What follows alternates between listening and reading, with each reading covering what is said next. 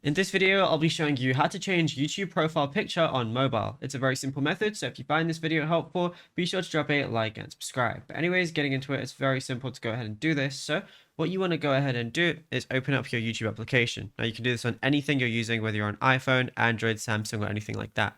Once you're here though, all you want to do is click your profile icon on the bottom right, and then from here, click your view channel button, which is at the very top next to your handle.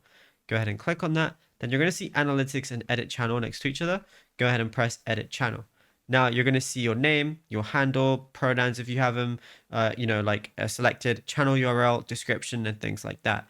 But at the very top, you're going to see the profile picture area as well as your banner if you want to change that too. So all you're going to do is check, just press that, and it's going to ask you if you want to take a photo or choose from your photos. And then once you choose whichever one you want, you could then just, edit your profile picture and then just save it. Now, if you found this video helpful, be sure to drop a like and subscribe, and also be sure to check out all our other tutorials that we've been posting on the channel as well.